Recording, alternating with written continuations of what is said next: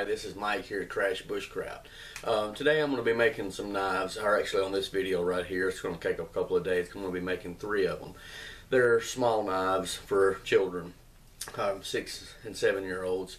I say that loosely, I guess, like it's a big thing that, or not a big thing for kids to have, which kids should be supervised at all times with it. But I have a couple of good friends of mine that their children play on a football team that my son plays on. We've been talking, and I just thought that I would like to make their 2 kids, which is kind of friends with my son, the same kind of knife that I'm going to make him. So all 3 of these kids, they've all kind of went through the same, they've all grew up kind of together in a sense, you know, with the same babysitter, the same school, and then, you know, now my son goes to a different school than the other 2, but they still get to meet up, and my wife's very good friends with their wives and stuff. So that's how this came about. But what we were wanting to do was actually show you the process that I used, just taking old material and turning it into a usable knife.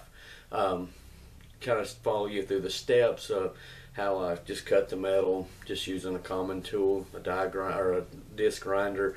Nothing. I think Harbor Freight's what I gave this one for. It was like $9.99. Wasn't expensive. I'll be using a belt sander I bought from Harbor Freight. It's $39.49. A little 1-inch belt sander to put my grind on it, which was about $49, and the drill press that I bought. I won't even need the drill press because I'm actually going to be putting a deer antler onto it, so that they'll be kind of unique, you know, because they're all into the hunting thing right now, and hopefully the kids will stay into that as older that they get. So just hang tight, stick around with me, and we'll get to the process of doing this. I'll try to make this video kind of simple and quick, not a lot of hands-on, this is what you got to do, and drag it out for a lot. So hang tight with me, and let's see what we can get going here. To start with, we're going to use a 3/16 felling crosscut saw. Using my grinder, I cut it out. It was 8 inches in length is what I used for this particular knife setup here. You should end up with a piece of metal just like this after cutting the teeth off of it. As you can see, I went ahead and made a rough design. This is where you can make any design that you choose to put onto that little basic blank that you have now cut out. It's a form of a metal. I chose to go ahead and put this particular one. You can make whichever one that you design for you, so just make sure that you keep enough for the belly part and not as much for the tang.